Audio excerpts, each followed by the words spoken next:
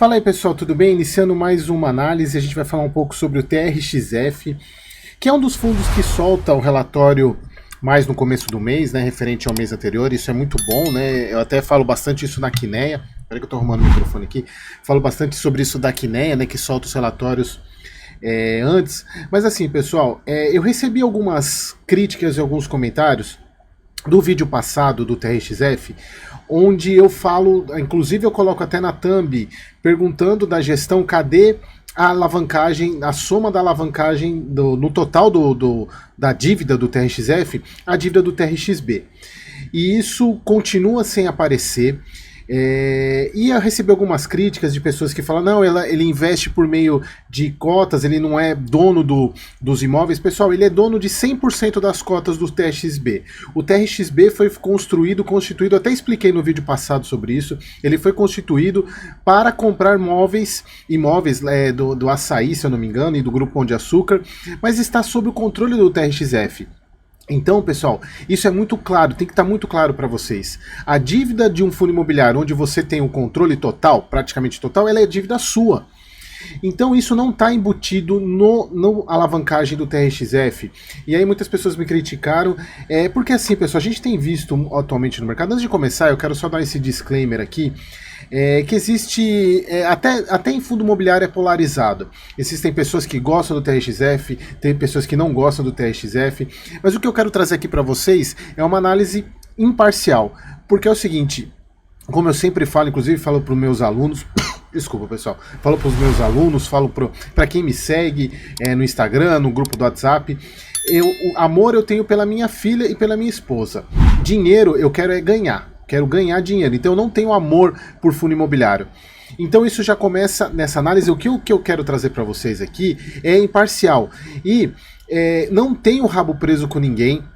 Até porque eu sou analista CNPI, então eu tenho uma certificação que me dá essa obrigação de ser imparcial nas análises que eu faço. Então eu não vou...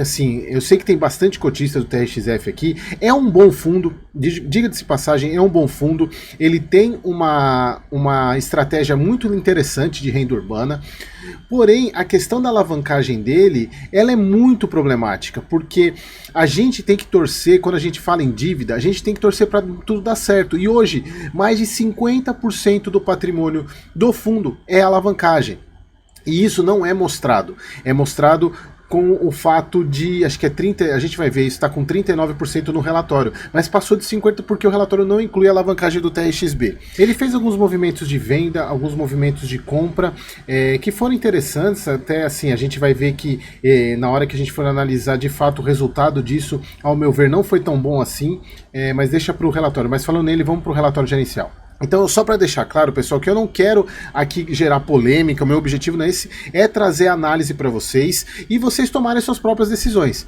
Vocês vão ver muita gente falando que é o melhor fundo de tijolo, procure no YouTube, coloquem TRXF, vocês vão ver que é muita gente falando que é o melhor fundo de tijolo, que é melhor, inclusive até que o HGRU, e aí, pessoal, cabe a vocês tomarem as decisões. O meu papel aqui é trazer a análise que eu acredito ser a mais fidedigna, né? Então, vamos lá.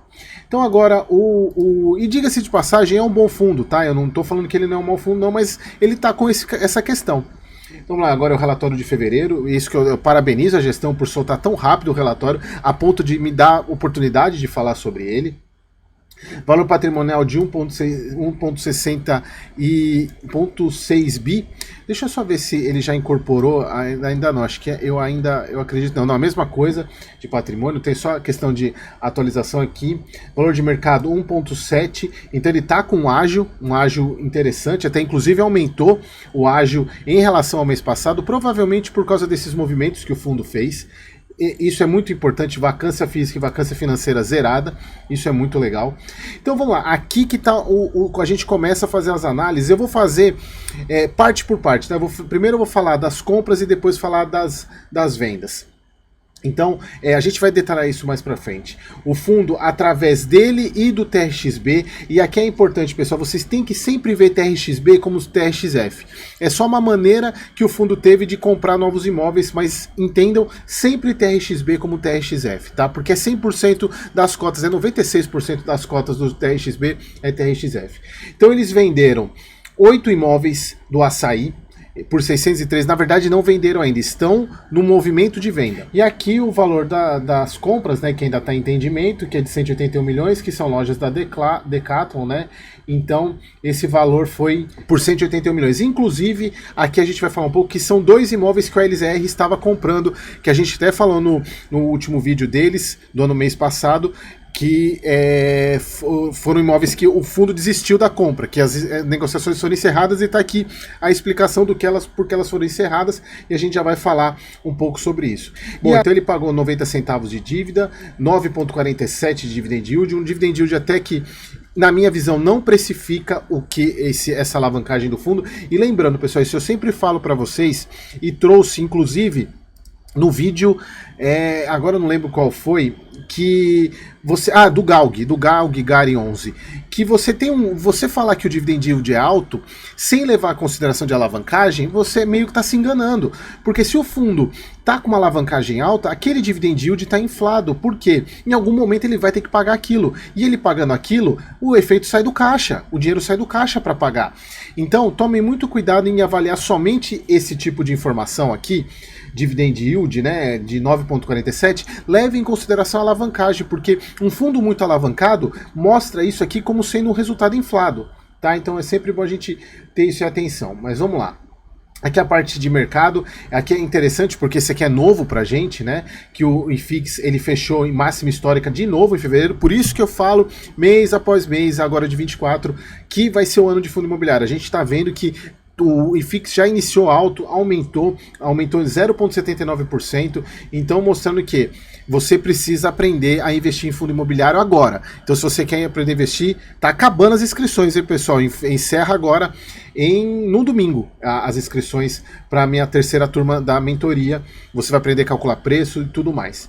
Bom, aqui o Ibovespa também apresentou um fluxo positivo. No mercado norte-americano, apesar de uma inflação persistente, o mercado ainda enxerga uma pressão sobre o Banco Central para que este não exagere na espera por melhoras para começar os ciclos de corte de taxa de juros. É o que a gente vem falando, que pelo menos com as pessoas mais entendidas do mercado norte-americano que eu converso, a ideia da início da queda da taxa de juros ser para o segundo semestre. Aqui falando sobre a resolução CMN do Conselho Monetário Nacional, aquela questão dos CRIs lá que vocês já estão carecas de saber. Aqui a previsão vai ter agora a reunião dia 19 e 20 de março, que se espera cair mais 0,5% da taxa Selic. Bom, vamos lá. Então aqui a parte de distribuição, 90 centavos. Aqui eles colocam que o resultado foi de 91, se eu não me engano, de 91 centavos acima do distribuído, exatamente por causa do impacto das lojas Mateus que eles compraram lá no Nordeste, que foram adquiridas, então já começou a receber os aluguéis, então acaba que o fundo teve um aumento do recorrente, isso é recorrente, tá? O número de investidores passou de 141 mil, por isso que eu falo, tem muito investidor, tem muito cotista do fundo que me segue, então é importante eu trazer essas informações para vocês. Uma liquidez altíssima, espero que ele também não venha com essa questão de base 10, mas a gente não sabe. E depois do vídeo que eu fiz do GGRC, eu meio que desisti de abordar esse assunto, de falar, eu só vou trazer a notícia. Bom, então aqui pessoal, venda de 8 imóveis da loja Assaí, tá? E compra de 3 móveis da loja Decathlon. Vamos primeiro falar sobre a venda. A venda, os imóveis, eles pertencem, lembra que tem alguns imóveis, eu não lembro de cabeça aqui quais são os imóveis. Deixa eu pegar aqui só para ver quais são os imóveis que pertencem ao TRXB. Deixa eu pegar aqui, que eu acho que eu consigo achar rápido isso. Na verdade são 3 lojas do Pão de Açúcar e 13 do Pão de Açúcar e 3 do Assaí, só que eu não sei de cabeça, que a gente precisaria olhar loja por loja para saber, mas o que importa é que está saindo loja do TRXB e do TRXF.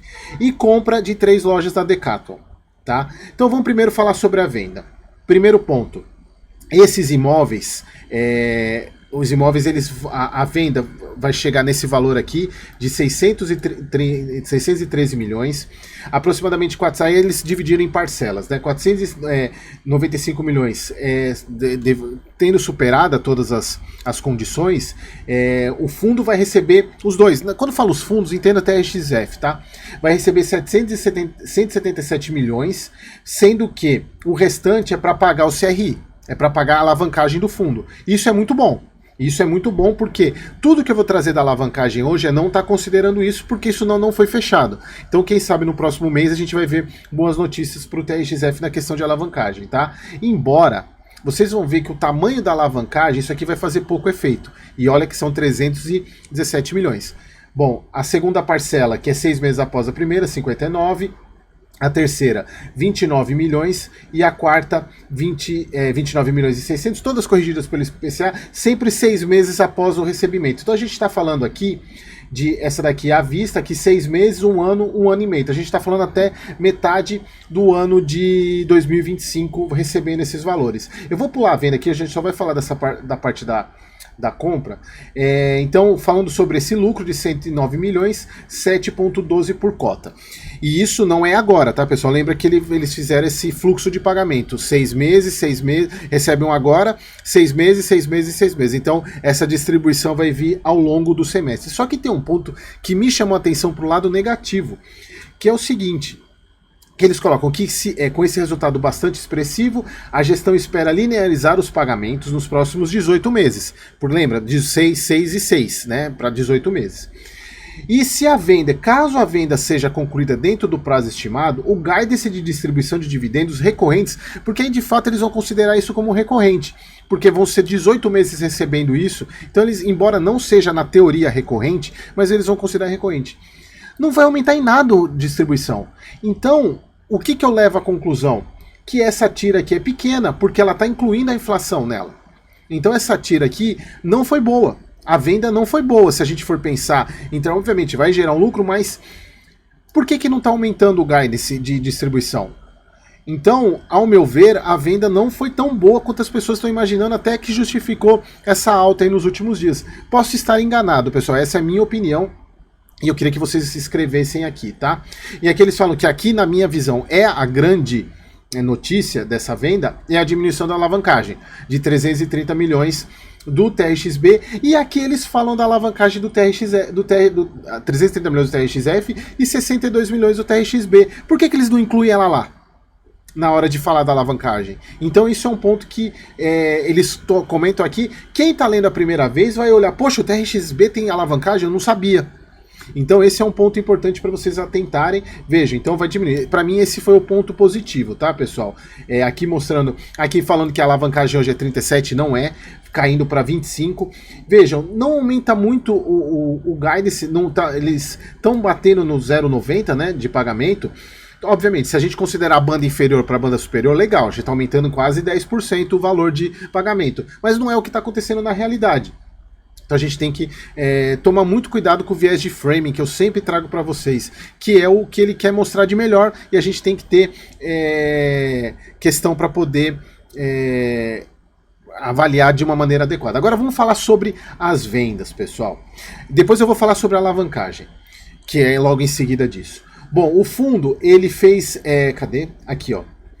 O fundo, ele fez compra de memorial de entendimentos para ficarem definitivas as principais termos de comercialização de 3 imóveis, que são imóveis do outro fundo. Como é que ele chama esse outro fundo aqui? HBCR11, que é o fundo que é detentor desses imóveis aqui. Inclusive, eu vou mostrar para vocês quando a gente vai falando do LZR nesse ponto aqui, é dele. E aqui tem um ponto interessante que eu quero mostrar para vocês, que é o seguinte, olha só que interessante, quem é cotista do HBCR, TRXF, ele detém 18% de posição desse fundo. Interessante, né? Agora a gente vai ver o porquê que, talvez entender o porquê que o Alzirão saiu da jogada. Vamos falar então sobre as compras, né, que o fundo fez. Então, olha só, vamos pegar aqui, cadê o valor da venda? Não, aqui a compra, né, da loja Decathlon, que são 2 imóveis que eram que o Alzirão estava interessado. Então, com a assinatura do MOU, né, do Memorial de Rendimentos, interessados na compra e venda passaram a contar com o período de exclusividade de 120 dias. Então é meio que uma venda casada que está sendo compra e venda aqui. Tá, então, a partir do momento que tiver a concretização da venda, vai ser feita o pagamento desses valores, né? Então tá falando aqui, ó, 120 milhões, desses 181 milhões, que é um build to suit também aqui, esse tipo de modalidade. 125 milhões referente à loja de Goiânia, Joinville, a ABL atual de Campinas, parcelada em 4 parcelas semestrais, iguais e sucessivas, sendo que a primeira deverá ser paga na ata da superação, e IPCA de 125 milhões. O valor de 34 milhões referente à aquisição da loja Campinas e 21 milhões para obras da loja Campinas. Então, falando aqui que a expansão da loja tem um incremento de 8.700 metros quadrados, a loja de Goiânia também passou por um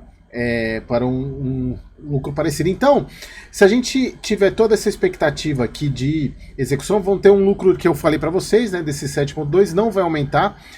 Mas aí, para minha surpresa, veio essa outra questão aqui, que durante o mês o TRXF captou recursos para uma nova alavancagem. Ele fez um CRI para investimentos na aquisição e desenvolvimento da Leroy Merlin, Carrefour e do pacote São Mateus, que a gente viu nos últimos vídeos, né, através de antecipação de recebíveis numa emissão de um CRI. E o CRI foi emitido, se eu não me engano, não está mostrando a taxa aqui, mas acho que é 7%, 7,5%. Não está mostrando, eu vou ver se eu acho aqui depois. Mas é um prazo de 15 anos, indexados ao IPCA, e foi o valor total de 195 milhões. Pessoal, aqui é uma ediçãozinha rápida, antes de continuar, porque eu falei que eu não tinha achado, tá aqui, ó, é só vocês virem aqui no relatório gerencial, cliquem aqui na série, vai mudar aqui para o resumo, aqui, esse daqui, 7. IPCA mais 7,10. Vamos ver se muda nas outras séries, eu acredito que não, mas vamos ver aqui. Só pra gente confirmar e antes de eu continuar o vídeo aqui, série 2. IPCA, mesma coisa, ó, IPCA mais 7,1, tá? E aqui eles estão colocando aqui que eles falam desse viés tático, né, que provavelmente para valorizar e depois vender. E esse CRI, ele não tem taxa de pré-pagamento. Isso é um bom ponto, porque ele não... Lembra, eu sempre falo para vocês, quem emite o CRI não quer que seja pago antecipado porque perde juros e correção. Então acaba dando uma multa para o devedor que quer pagar antecipado. Nesse caso não tem. Então a hora que o TRXF quiser, ele pode fazer uma emissão e pagar esse CRI. Tá? Então, se eu não me engano, esse CRI é 7,5%, que é bem alta se a gente for ver, né? Bom, vamos descer aqui, que eu quero falar agora sobre a alavancagem. Aqui eu falando sobre a receita, né, que a gente teve um aumento da receita de 0,91 de resultado, né, isso do incremento do São Mateus, mas distribuiu 90, ainda tem 0,41 de cota, né, aqui é o guidance. Veja, pessoal, o guidance dele começou em junho de 23 com 90. Então, se ele subir para 95, a gente está falando de 4,93, a gente está falando de 3% de aumento. Bom, vamos falar um pouquinho sobre a alavancagem agora. Aqui a parte da posição do fundo, isso aqui não mudou muito ainda, mas vamos lá falar sobre a alavancagem do fundo. Aqui que é o ponto importante. E aí eu trouxe aquele nosso Excel de novo. Ah, não, antes de falar da alavancagem, eu estava esquecendo de falar dessa compra. Eu precisava falar dessa compra, eu estava esquecendo completamente de falar sobre isso. Essa compra que foi feita desses imóveis, eu trouxe uma matéria aqui, que essa compra ela foi feita com um cap rate de 7,5%. O que significa isso? Eu vou mostrar no Excel aqui para ficar mais fácil de vocês entenderem isso. Olha só, pessoal, só para vocês entenderem. Vamos pegar para vocês entenderem quando uma situação é boa ou situação é ruim. Aqui, só para a gente voltar, a LZR, que é nesses mesmos dois imóveis, que é como eu falei para vocês, do HBCR, o cap rate de compra que ele estava fazendo era de 9,3. Então a gente tem que guardar isso. 9,3 o LZR estava comprando e o TRXF comprou a 7,5. O que foi bom essa negociação? Vamos voltar para Excel. Vamos supor o seguinte, um imóvel, ele recebe 100 mil de rendimento. O que é cap rate? É o quanto ele recebe pelo quanto ele vale, ou por quanto ele foi vendido, ou por quanto ele foi comprado. Isso aqui não muda, tá? Então, vamos lá, ele tem contrato de aluguel. Vamos pensar o seguinte. Olha, deixa eu passar isso aqui para vocês ficar mais fácil de vocês entenderem isso. Olha só, ele recebe 100 mil de aluguel no ano e custa 1 milhão. Quanto que é o cap rate? É só a gente dividir esse por esse. Cap rate de... Deixa eu colocar colocar aqui em porcentagem. Formatar células, porcentagem. Então o cap rate dessa negociação foi 10%. O que significa? O fundo pagou 1 milhão e ele, nesse imóvel que rende 100 mil, foi uma compra de cap rate de 10%. O que acontece se o imóvel ficar mais caro na venda? O cap rate cai. E o que acontece se o imóvel ficar mais barato na venda? Então aumenta. Então percebe, para quem está comprando um imóvel, ele quer pagar mais barato. Para quem está vendendo, ele quer que o imóvel seja... Porque esse valor aqui não muda, que é o quanto que ele recebe. Então, se uma negociação comparando o mesmo imóvel tem um cap rate menor ou maior, quem está vendendo o imóvel quer que o cap rate ele seja menor. Por quê? Olha só, vamos supor que a LZR quisesse comprar, a negociação estava dando um cap rate de 12,5. Significa que ele estava pagando 800 mil reais pelos imóveis. Só que o TRXF foi lá e pagou 1 milhão. E aí o que acontece com o cap rate? Ele diminui. Porque se lembra, antes estava em... Vamos pegar aqui, antes estava em 12, agora ele pagou menos... Pagou mais, desculpa, diminuiu o cap rate. Então, vejam só, nesse caso aqui, por que o Alzirão saiu da jogada? Porque o fundo no qual o próprio TRXF, que é o... Como é que ele chama aqui? Eu sempre esqueço o nome desse fundo aqui. É o HB, esse HBCR, o TRXF é detentor de 20% das cotas. Não sabemos, pessoal, aqui eu tô só elucubrando, tá? Não tô falando que tem informação privilegiada na jogada. Mas a questão é a seguinte: quem tá vendendo escolheu quem pagou mais. Então, como o cap rate da negociação foi menor pro TRX na compra, na negociação, significa que esse fundo HBCR vendeu mais caro pro do TRXF do que venderia pro Alzirão, pro ALZR. Por isso que a negociação não foi para frente lá do ALZR. Porque ele estava querendo pagar menos nos imóveis em função do que o TRXF comprou. Então tá explicado aqui o porquê que o Alzirão desistiu dessa negociação.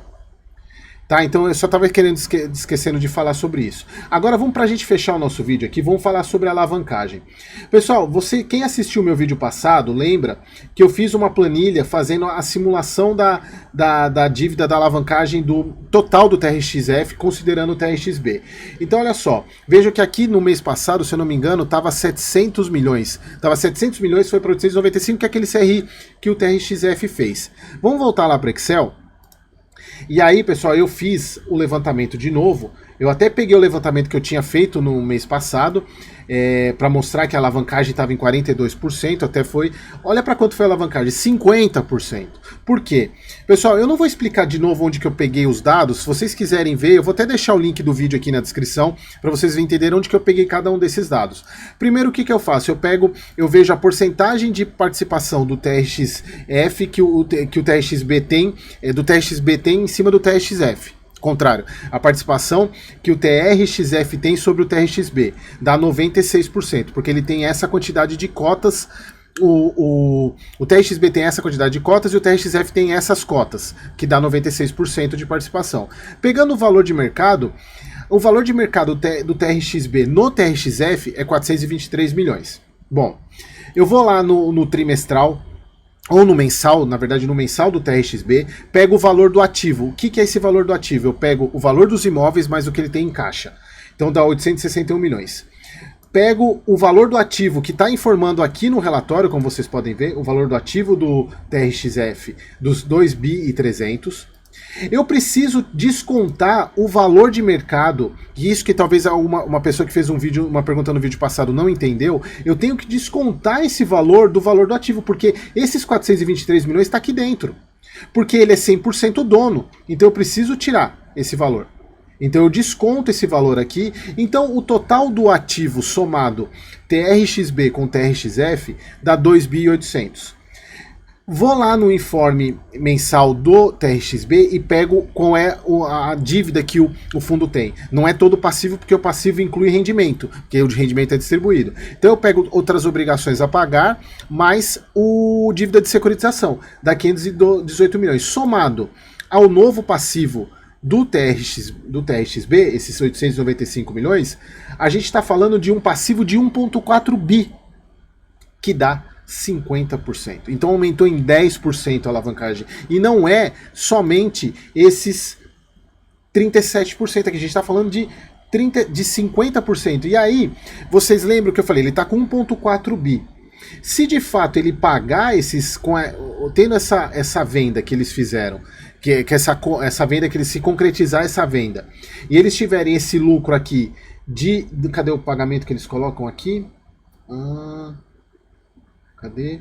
Aqui, 317 milhões, a dívida vai cair de 1,4 para 1,1 bi, ainda muito grande. Só a gente fazer as contas aqui, 317 milhões, vamos tirar 317 milhões desse passivo do TRXF aqui. Se a gente pegar e colocar 317 milhões, menos 317 milhões. Olha para quanto que cai o passivo, ainda cai para 38. É muita coisa, é muita coisa. Então, pessoal, isso que eu quero trazer para vocês. Se ficou confuso o vídeo, pessoal, escrevam aí que eu tento melhorar na próxima. É porque é muita informação para vocês. Então a gente precisa continuar acompanhando. Você, cotista do TRXF, tem que ficar atento. Cobre a gestão sobre o porquê que eles não informam no relatório gerencial o passivo do TRXB. E até uma coisa que me chamou a atenção num desses dias aí, que tem um influenciador grande que eu sigo, que eu gosto bastante. De vez em quando ele abre umas caixinhas de perguntas lá no Instagram. E ele perguntou, e eu falei pra ele, porque tinham falado sobre o TRXF, e eu perguntei, não te incomoda essa questão de não ter a dívida do TRXB apresentada? Ele falou que isso está precificado. Pessoal, na minha visão, não está precificado. Não está precificado esses 50%. Tá bom, pessoal? Então esse foi o vídeo do TRXF. Pessoal, lembrem, eu não estou aqui para criticar o fundo, para meter o pau no fundo. Meu objetivo aqui é trazer as informações para vocês tomarem as melhores decisões. Posso estar errado, então não sou imune a falhas também, mas assim, eu fui baseado em dados, tá bom? Espero vocês no próximo vídeo.